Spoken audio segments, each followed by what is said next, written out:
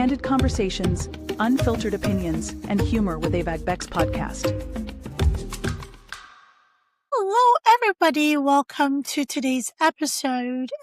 I happen to have a guest that I've had before. Very excited that she's here again. So today, we welcome back Dr. Freed. So a brief intro and bio. Just a reminder for everybody who this incredible person is.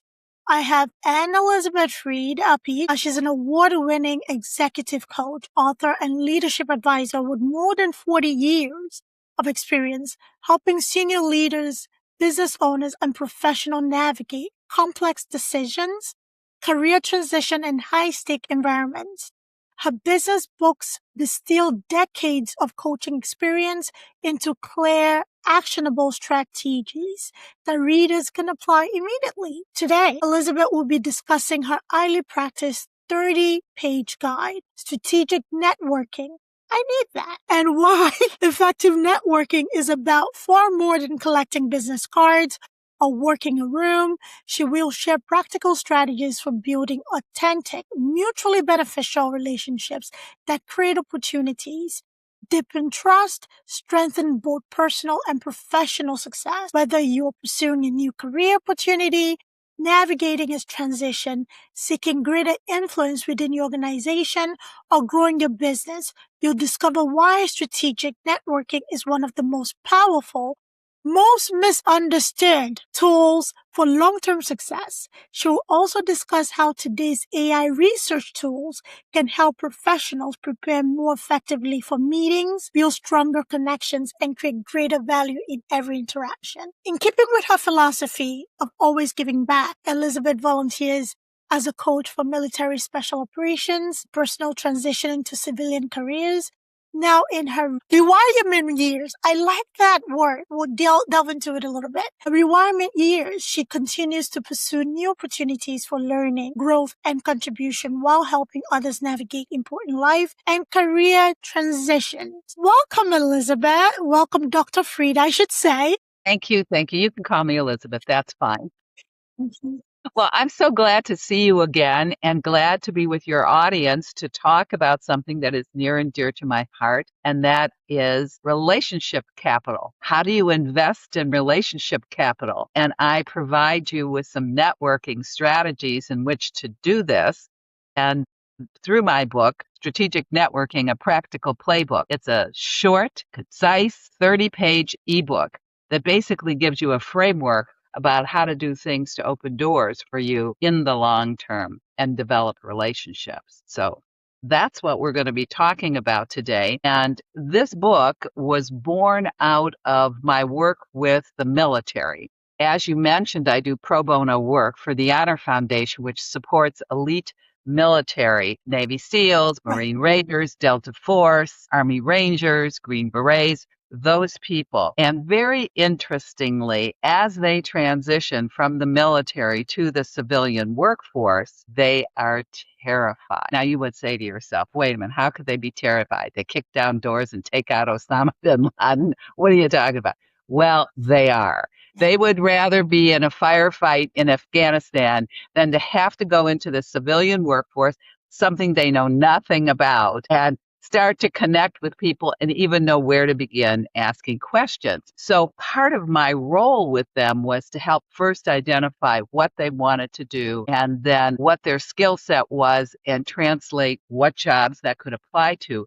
But they also, as part of their program, have to do something called 50 cups of coffee. Now that means they have to meet 50 people virtually or in person so that they could do job exploration. So they don't even know where to begin, how to reach out, what to do. So I had to convert this and help them kind of grease the skids a bit. And so I said, well, let me talk their language. The first thing I said is, I want you to consider this from the mindset of a mission. Right. That is your mission, that you need to meet these people. And the target is the people you need to meet. And now I'm going to give you some executable strategies to make that happen.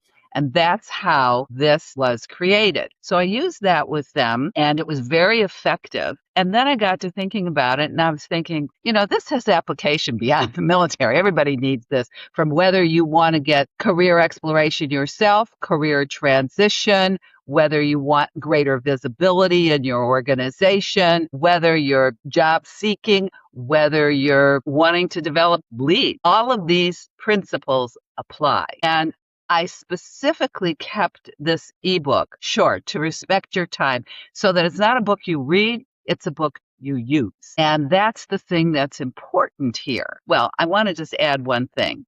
I took a course in AI. I realize AI can be part of the process. So I have expanded the framework to include AI, and I'll explain that later. The thing that's most important about networking is that it's not about you. It's a reciprocal process. It's giving and taking and contributing. And people, it's more than just work in a room and passing out business cards. And I get into that. And it's really the first thing that you need to do with networking is identify your objective. That is your North Star. It creates a roadmap for you as to every single thing you're going to do after that. Once you know why you're networking, whether it's job exploration, career transition, greater visibility in your organization, whatever, that then will tell you, who do I need to meet?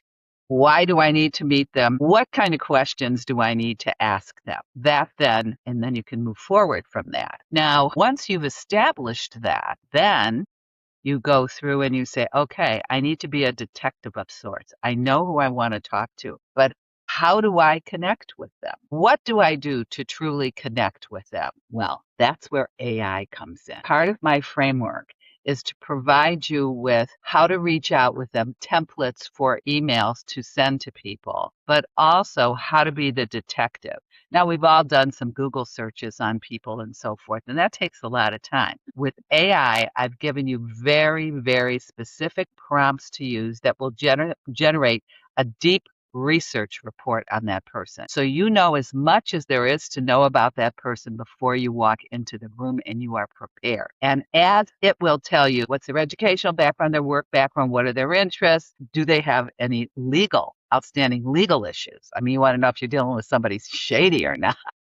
So you go through and you gather all this information, and what it will tell you is what their background is and their interests. So you have places to connect with them, as well as what is their style of communication. So, for example, at the end of this guide that I provide you is a report on me, and it tells you, don't bring up sports with her because she's not a big sports person, and don't flatter her. She'll see right through it. Be direct, be candid, get to the point. Don't waste a lot of words with her. She will not like that. You need to be direct and tell her exactly what your needs are. Don't try to schmooze her.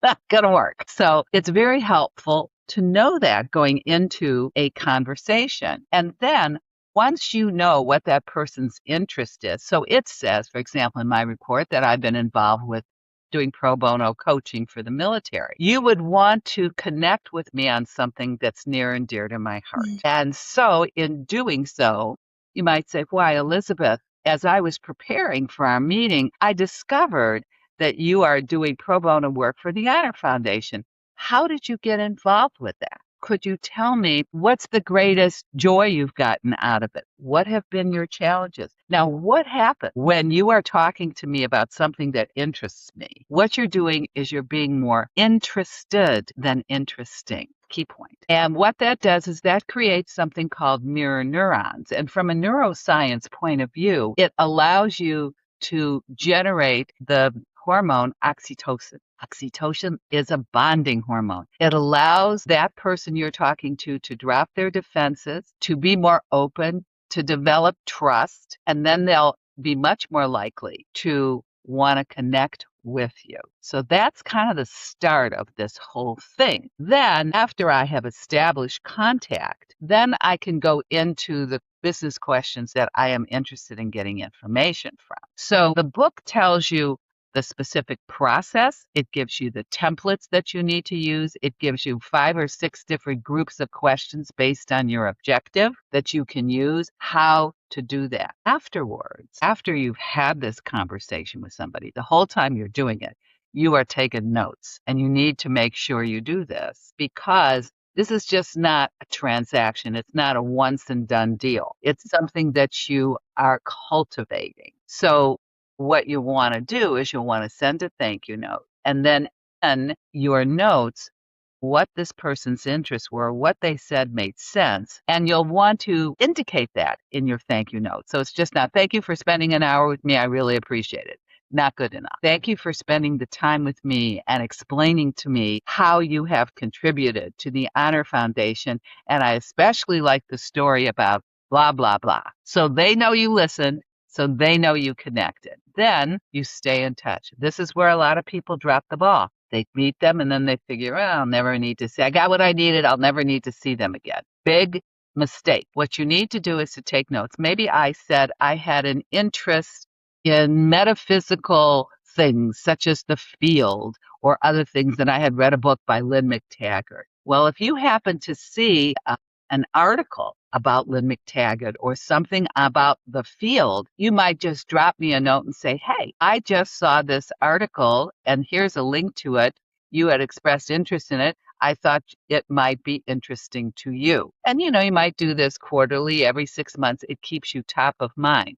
You never know when you may need to go back to that person, or if that person remembers something you said to them and they do something for you, but it keeps the relationship very positive. Thank you for the nurturing part of the relationship. It's something that most people are not good at, and it's something that needs to be learned. So I have a question about your book coming up. In the interest of the conversation about networking, one of the steps that you emphasize with networking is getting clearly to your objective. And you talked about you're not a person that loves to be smooshed. You don't get to the point. So how about somebody that is reverse of that? Somebody that loves to be complimented, somebody that loves the ego stroked. So again, how do we utilize AI tools to get to that personality trait? So we're not approaching a person with one mindset, and when we think they're utterly the other way. Like, example, a New Yorker and somebody from the South. So I'll just pick Texas. Two different personalities. New Yorkers are like, get straight to the point. Right? The Texan will ask about your grandmother, your grandfather, Neil, and your little pony Outback, right? Before getting to the point. So how do you appropriately identify these traits in people? That will come out in the deep research report. Okay. It'll say this is a person who is very warm and engaging, likes people. It'll come out from the different things that they've learned about them. When you approach them, ask them about something they're interested in as it relates to their hobbies or their family or something like that. And you do that in the first 2 or 3 minutes so that you form that connection. So to me, I'm strictly business. You talk to me about business. I'm not interested in talking about my family. I wouldn't want to do that. And it just to drive me crazy when salespeople would try to connect with me in that way. I would just, that was it. That was a big mistake. Okay. Or how was your weekend? It's like none of your business. That is not me. However, somebody else was, wow, I went to the hot rod show and it was really great. And they just want to talk about it. So you will find that out. I did a deep research report on a fellow who was very reserved, and yet he had done quite a bit of very detailed reading and writing on some technical matters as it deals with the company. So I said to him, I had a chance to read your article as I was preparing, and it's very interesting in terms of the insights that you brought forward. And that allowed us to have a discussion. It was business-like, but it also showed that I had an interest in what he was doing, and I was complimenting him the thoughtfulness of that article. So it will tell you, the report and everything that it searches. Let's say this person that you're saying from Texas, along with the Southerners, bless your heart, as they give. That was actually not a compliment. Bless your heart is not. No, it's not. It's not a compliment. No, That's not. if you haven't used it as a compliment, please stop. That isn't it. Yeah, no, you're Bless right, your but it's a heart common phrase. mean anything but bless your heart. Anyway, that's how that is effective for you. You've just got to find the way in, and this is where the AI will help you. Yeah, absolutely. So, one of the hottest topics out now is AI, and there are people that are still very averse to utilizing AI tools, and it reminds me of the .com era and World Wide Web and all of that stuff. So AI adoption is more and more mainstay. What would you say to, individuals that are still very much removed from wanting to use AI at all, especially as you mentioned in your book, it can actually help with networking. So how can somebody at least tip their toes into the waters of utilizing AI in that sort of arena without having to feel like they're divulging everything about themselves? Like, how can they use it effectively for a networking event, whether it's virtual, in person, or whatever? Well, I give very specific prompts. Mm, I tell them exactly what to put into ChatGPT, all of the specific prompts, and even the way to format a report. So they don't have to do any thinking on this. I have it if you're looking at a male, if you're looking at a female, if you're looking for a general subject area. I provide you all of the prompts. So I make it very easy, and you don't have to worry about dipping your toe in. I remember when I first got involved with AI, something very disturbing had happened, and I needed to write a letter, and I know I needed to tone it down because these people were not delivering what they promised. right. So I went into AI and I said, here's the letter I would like to write. This is what my issue is. Can you tone it down and put it in a way that I come out smelling like a rose? And they revised it, made it very nice, but still got my point across. So Absolutely. that was my first foray into ChatGPT. So what's really great about AI when you're doing it's called a deep research report. And I tell you exactly where to go, how to ask for it. You could go on Google and search hours and hours and hours. This allows you to get the 411, the information. Do you remember 411 was the number you used to dial for information? Right. I forgot that's no one does anymore. I'm aging myself. To get the information you Right. need in a fraction of the time. So it saves you a lot of time if you're getting ready to walk into a meeting and you need to go into a meeting and you need to prepare for it. The feedback I've gotten from people who have utilized the principles that I teach is that they've never been so prepared for a meeting because of it. And they knew what they were talking about because they felt like they had enough information on this person that they weren't scary-ing. Right. So that was part of it. Another thing I want to talk about, and this goes beyond my book, about 10 years ago, and this oftentimes comes, well, what if you're very introverted and you're not comfortable talking to people? This kind of also helps you get past that. Where it gets tougher when you're an introverted person is when you have to go to that networking event from a company where you don't know a soul there. And I wrote this article, it was about 10 years ago. It's called the No Wallflower Rule. And classically, you would walk in, you look around, you don't know a soul. You got voluntold to go to this networking event for the company. And you're saying, oh. Now, it all began, and how I wrote this article is I was coaching a niece of mine who was needing to network in immigration law. She was a lawyer, and she was very social, but it's almost like the military kind of situation. I said, well, you're going to need to network with HR people because they're the people that are going to need you. How do I do that? Where do I go? What do I say? This kind of thing. And she just said, I just get so nervous. I walk in and I just start stumbling over myself. This is how I came upon this. I said, you like to bake, don't you? She said, yeah. I said, you like to entertain people at your house, right? I said, and when you do, what is your objective? She said, well, to make them feel as comfortable as possible and to offer them food or whatever. So I said, okay. So the typical person would walk into a room like this, they'd load up on appetizers, and then they'd find a wall to lean against and just kind of stand there and look at their watch and hope that hour or two will be over. So I said, you can't do that. You need to be active about this and go in intentionally.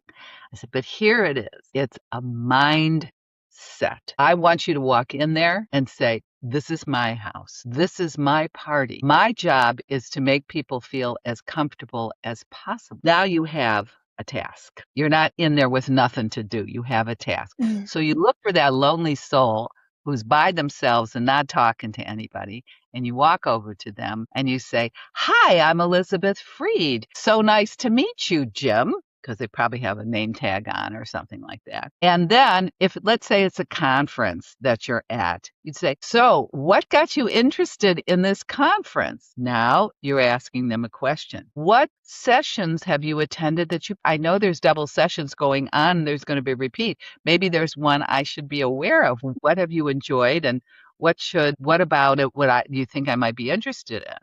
And now you're in a conversation. This person is so grateful to you because you came over there and they were just like you a minute ago. And now they're engaged in a conversation. So you have this conversation, but you realize you really need to meet some other people. So how do you extricate yourself from that in a gracious way? You could say something like, "Well, Jim, I have really enjoyed talking to you, and I'd like to talk with you further and have deeper conversations with you. Could I connect with you on LinkedIn, or do you have a business card that you can give me so that I could reach out later? Would that be okay?" So you get the contact information, and then you write down the salient things that happened in your conversation. And then you go on to the next lonely soul that's there. Well, that's one way of getting yourself out of that situation. You don't say, "Gee, I need to work the room." I mean, I've had people say to me, "Well, gee, there's other people I need to meet." That's saying, "Well, you're not important enough for me to continue my conversation." But doing it in the way that I suggested says you want to carry it on, but you have other things that you need to do, and they'll get it and not feel offended. Another thing that can happen, which also scores you many points, is as you're listening to that person and maybe they say they're a sailor, and you do know some other people in the room, you say, "Why, Jim, I think there's somebody I think you would really be interested in talking to. I want to introduce you." And you walk Jim over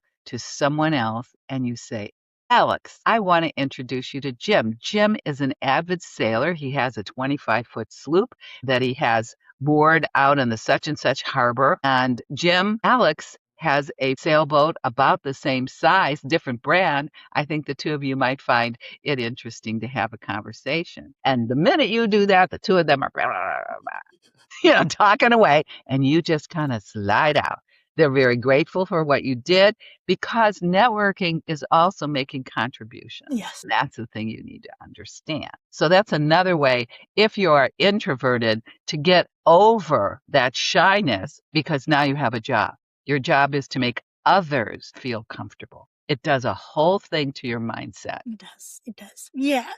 So where can we find your book? ebook? Okay, it's an ebook. It's only 30 pages. You can read it in 15, 20 minutes. Very fast. I'm into what can you get from this and use right now as soon as you get done reading it. Right. It's on Amazon, and you just if you put in Elizabeth Freed, and that's Fried, then that book will pop up. Strategic Networking, a Practical Playbook. It's $7.99. It's very inexpensive. My goal here is to get it in as many hands as possible, to help as many people be as successful as possible in building their relationship capital, so that they can open doors from now until through the rest of their life. Networking never stops. And I do have to say, it takes energy. So if you're feeling really exhausted and you go to these people, stay home. Nothing's going to happen. Okay? I know, even when I go to a wedding, the first thing I do when I go to a wedding, I will go to every table. And I'll sit down and I'll say, "Hi, I'm Elizabeth Freed. Are you on the bride's side or on the groom's side? How do you know the groom? Blah, blah, blah, blah, blah." Right. Okay? Because I want to connect with people. I just do. And because again, sometimes you go to these weddings and people just sit there and they don't talk to each other. So I try to facilitate. Yeah, it comes naturally for you. And who best to learn from than a person who's not only practice it, but also coaches. Brings me to this, Elizabeth. So yes, we go to Amazon, we download the ebook, we put these practical steps in it. Are you still coaching? So should somebody be looking for your guidance further? Is this something that you're offering right now? And how can we work with you on the coaching Well, that's a side of good things? question. Actually, I am essentially retired. I'm 78 years old, and my goal in life is to enjoy life to the fullest. This is part of how I enjoy life. Right. Giving back. This particular book is so straightforward. It tells you everything you need to know.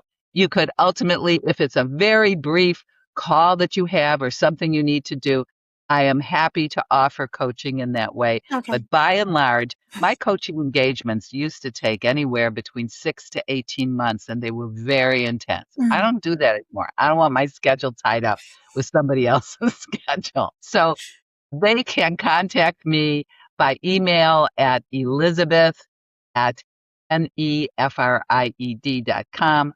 You can go to my website, which is executivecoachingfirms, that's with an S.com, and you can learn about that. My goal in life is to help when I can, to do my pro bono work with the military, to travel, play pickleball.